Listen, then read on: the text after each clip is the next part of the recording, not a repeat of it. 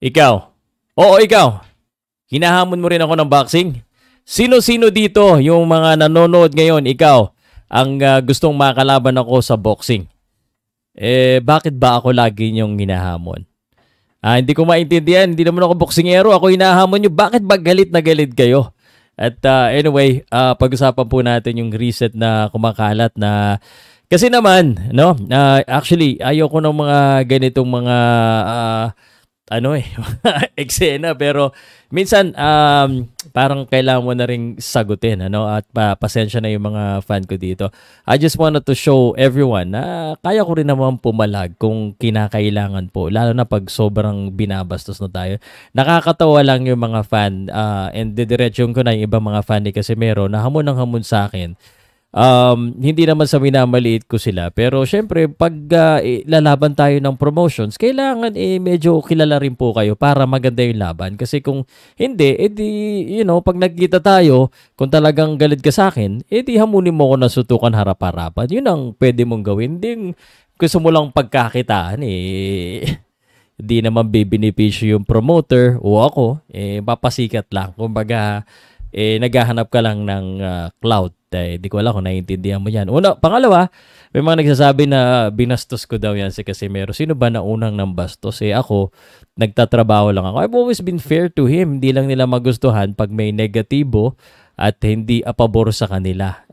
Yan ang tawag dyan. Sa mga sobrang mga ayaw makakinig ng mali, ayaw mapakinig ng negatibo kahit tama naman, hindi ko na po problema yan. Welcome naman po mag-unsubscribe. Huwag nyo rin ako ikumpara dyan kay Silver Boys. Although magkakilala kami, magkaibigan kami, hindi po ako siya. Hindi naman ako ganong katulad bumanat niya, katulad kay Casimero. Ako, nagbabalita ako kung ano yung totoo, kung ano yung unang nararamdaman ko. At I've always been fair. Sila, yung mga tao na makakapalang mukha po talaga, ang medyo dapat tingnan nyo. Kasi lalo na yung mga hater natin dyan na naging hater ko because of my association to MP, because of my association kay Jonas, lalo na dito kay Silver Boys. Hindi ko na po problema yan. At ito yung masasabi ko lang sa lahat po mga naghahamon. Bigyan nyo ng dahilan yung promoter na na kuhanin kayo. At actually sa totoo lang, huwag kayo umasa na lalaban ako. Talagang nasa huli. Mas maganda kung maglaban na lang yung mga tunay na boxers. Di naman ako tunay na boxer, but ako iba hinamon nyo. Pero hindi ko kayo papalagan. Sige, sa harap pag nakita nyo ako sa pero so far wala naman Kasi alam ng tao kung ano yung tunay na ugali ko. Masipag ako, mabait ako sa mabait, pero pag sumusobra na, lalo na ngayon, dapat hindi pwedeng magpabuli tayo.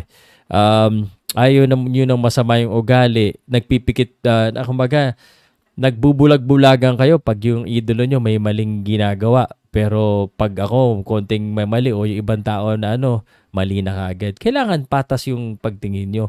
Ito, again, na paulit-ulit na lang. Hindi naman ako agree sa lahat ng ginagawa ng mga kilala natin, SB, kasi meron yung mga gano'n-gano'n. Pero ako ba sila? Wala na akong magagawa. Matagal na yan Basta ako, gagawin ko yung sa tingin kong tama. At para sa akin po, sana hindi nyo na ako idamay sa ganyan. Pero pag sakali, may nag-comment na sa akin, na Casimero, Jason Casimero versus Pau Salud.